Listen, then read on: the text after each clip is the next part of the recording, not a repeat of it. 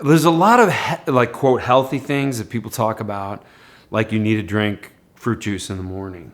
Fruit juice is just a cup of sugar. In nature, at least if you have like oranges instead of orange juice, you have the fiber there to slow down the digestion of the fructose that is readily available. A couple other places like ketchup. You think ketchup you just put, on your piece of meat and it's just flavoring for it. That's mostly refined sugar. Fake health food. Nature Valley or nature whatever, just because they use the word nature doesn't mean it's really all that natural or how you would get those ingredients in real life. You see a bunch of trees on a package and the package is green.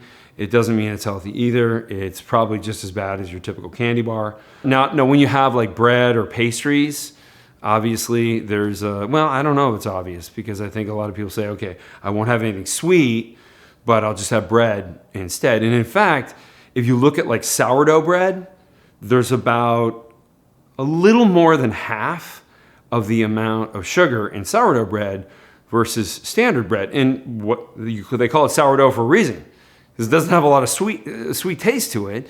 There's also a much better glycemic index of it. So like for somebody who goes to a restaurant, they have a choice of regular like bun on a burger, or if there's a sourdough option, go for the sourdough option. You want to also just read nutrition labels because sugar hides. In fact, there's a lot more sugar in a Coca-Cola than you think because they counterbalance the sweet taste with sodium so they can get more sugar into the drink and still make it drinkable. Because otherwise, if they took all the sodium out, you wouldn't even be able to handle drinking it. It would be so sweet. It would be disgusting. So keep those things in mind. Sodium is a cover.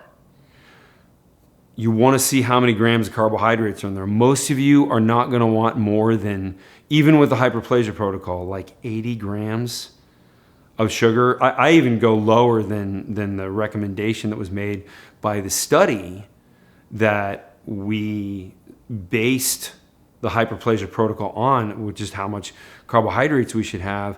I feel a slight bit of the beginnings of hypoglycemia because my hands can shake a little bit and I feel a little sweaty.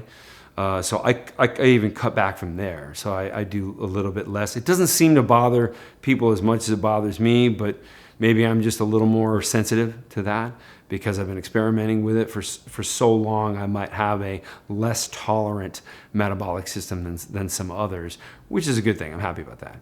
So remember, sugar hides and you got to find it, and that's really the way to eliminate it.